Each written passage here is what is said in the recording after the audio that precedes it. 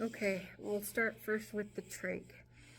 The trach update is the specialists have decided at Vanderbilt that, and with the heart care team, that they cannot repair my trach or do the surgery until a heart transplant takes place. They said it's too risky and to do it before the heart transplant, because for that transplant and the recovery, I have to have a complete stable passage of air, and it has to be stable so that I can get strong, not just through the actual transplant, but for the recovery as well.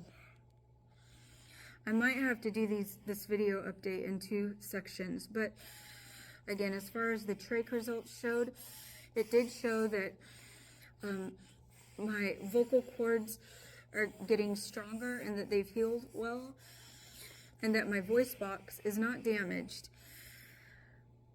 They said that the surgery is possible and it is repairable. However, it cannot be done without a heart transplant, because I have to be strong enough to withstand that recovery. As far as my heart procedure results go, they came back showing that my heart is still working too hard to pump, even with the LVAD. The right side suffered a lot of damage with my heart attack and everything that I had undergone for those procedures. It shows that my ejection fraction is only at 20%. It's supposed to be operational at 60% or more.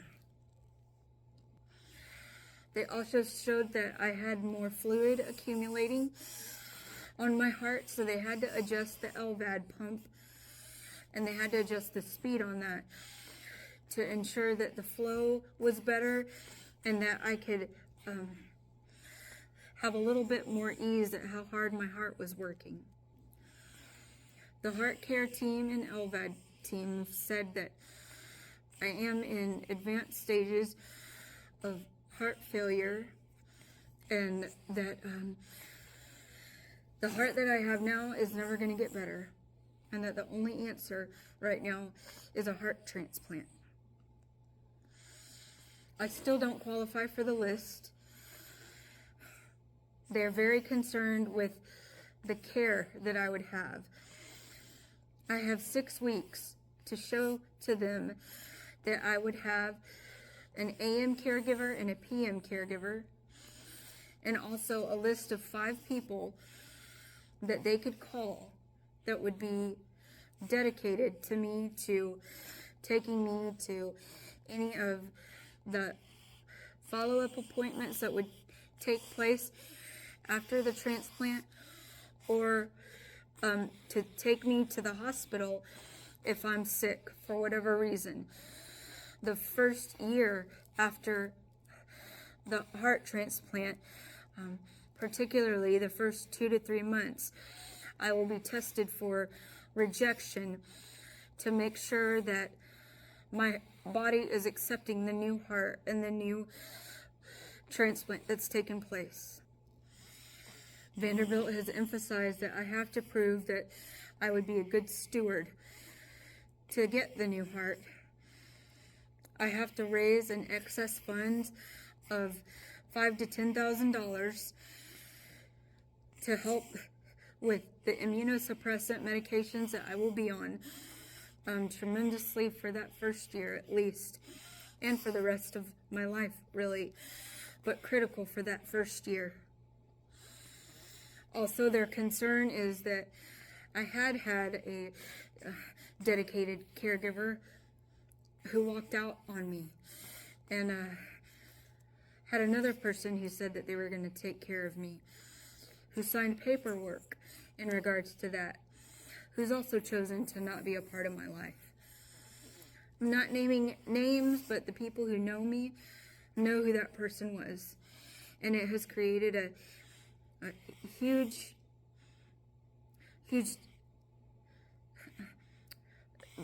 bad example, really, of what I could do or what I could do to qualify for this heart transplant.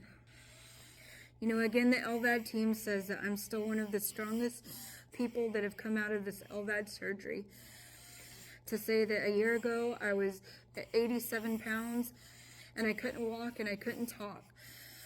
And now I'm at, a year later, 131 pounds and I'm walking 1 to 4 miles a day. It's still a struggle to talk because of what they do when I go for my trach appointments, but it's better than it was. Now's the time I have to fight more than ever, because both teams said, Heather, the heart that you have now is never going to get better. The only option is for a transplant. But for me to even qualify for that list, I have to provide caregivers.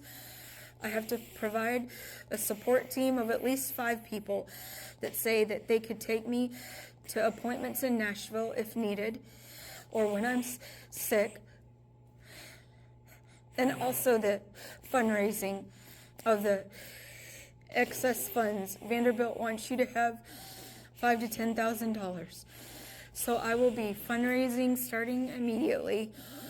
I'll be doing a GoFundMe, and I'll also be selling things. So stay tuned for that. I didn't have enough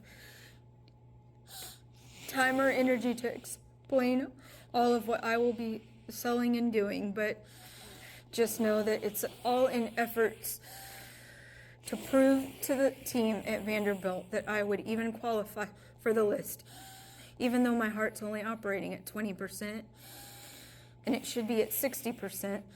Most of my doctors can't believe that I'm even up and around walking and doing things. So yeah, now's the time for me to fight more than ever. I don't know what God has in store for me. I don't know what God has planned for me. It's really scary, and I'm really going to have to rely on His mercy and strength and the support of you all to be able to qualify for this. So please don't stop praying. And I'll update everyone as I can with things moving forward. I have 6 weeks to prove to them about the AM and PM caregivers and the support team. And I'm not sure yet how long I have to prove for the fundraising. Thanks everybody for everything that you've done. Please don't give up on me now.